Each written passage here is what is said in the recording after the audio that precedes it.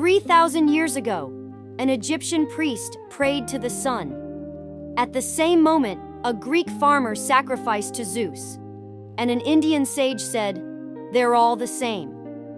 What if they were all right, or all wrong? Today we're answering humanity's most controversial question: is God really one? Before we dive in, this video is going to challenge everything you thought you knew about gods and religion. So hit that subscribe button because things are about to get deep. Let's start at the beginning. How did humanity imagine the gods? In ancient Greece, there was chaos.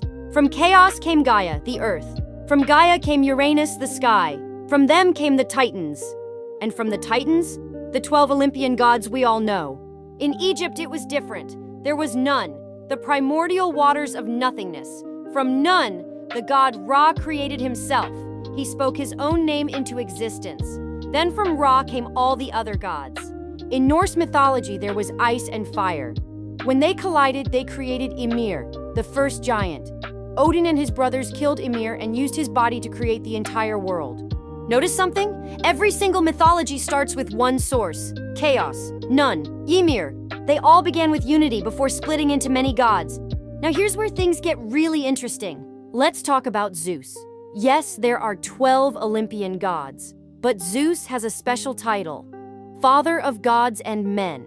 Every single god answers to him, even the Fates, those three sisters who control destiny. Some myths say they answer to Zeus too.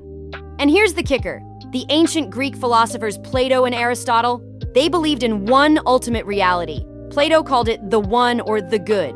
Aristotle called it the prime mover. They thought all those gods were just symbols, representations of one ultimate truth. Now let's jump to Egypt. In 1350 BC, Pharaoh Akhenaten did something insane. He banned every single god, all of them.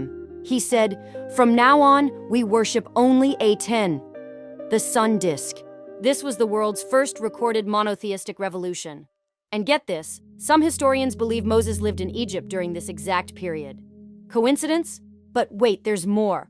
Let's talk about Hinduism. People say there are 330 million gods in Hinduism. But if you read the ancient texts called the Upanishads, they say something completely different. Brahman is one. All other gods are merely reflections, faces, aspects of that one ultimate reality. Vishnu, Shiva, Brahma, they're all just different masks worn by the same cosmic force. So even in polytheistic religions, there's this hidden idea of one supreme source. Now let's talk about the religions that made monotheism their whole identity. Judaism gave us the Shema. Hear, O Israel, the Lord our God, the Lord is one. But here's something fascinating. The Old Testament uses the Hebrew word Elohim for God. And Elohim, it's plural. It literally means gods, with an S. Some scholars believe the ancient Hebrews were originally polytheistic, worshiping multiple deities, and slowly evolved into monotheism. The text might still carry traces of that older belief. Then comes Christianity. One God, right? But three persons: the Father, the Son, and the Holy Spirit, the Trinity. Where did this idea come from? Some historians point to Plato's philosophy, written 500 years before Christ, which talks about a divine trinity: the One, the divine mind, and the world soul. Were the early Christians influenced by Greek philosophy? Almost certainly yes. And then Islam arrives with the clearest, most uncompromising monotheism in history. La ilaha illallah. There is no God but Allah, period. No trinity, no plurality, no partners.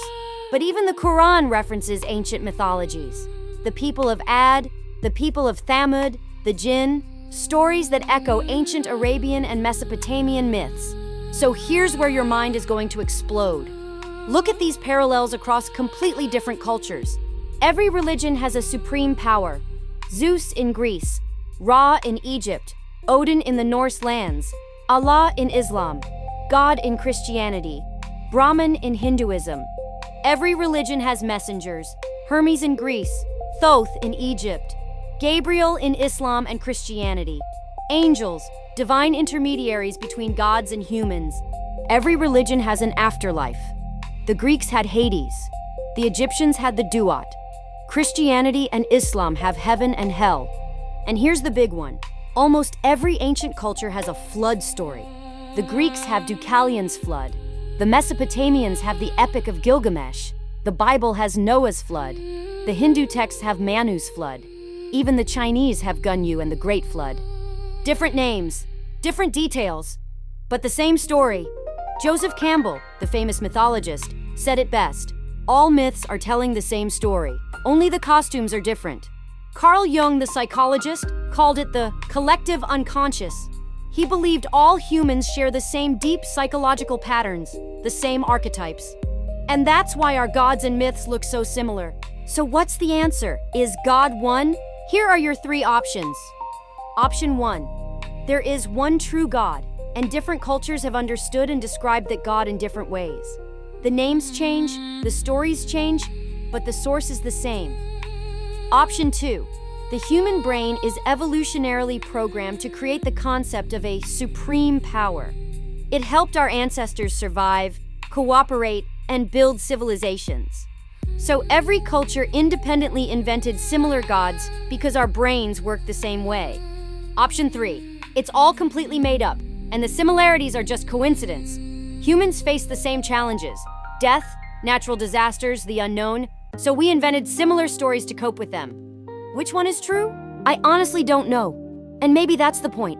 Maybe the question isn't, is God one? Maybe the question is, what does it mean that humans everywhere, across all time, have reached for something beyond themselves? Whether you believe in Zeus, Allah, Brahman, or nothing at all, that reaching, that search for meaning, that's universal. And that might be the most divine thing about humanity. So, what do you think? Is there one God behind all these myths, or are they all just stories we tell ourselves? Drop your answer in the comments. And if this video made you think you need to watch my Zeus versus Ra versus Odin battle, I'll link it up here. Don't forget to subscribe, because next week, I'm revealing the most terrifying creature from ancient mythology. And it's not what you expect. Thanks for watching. See you in the next one.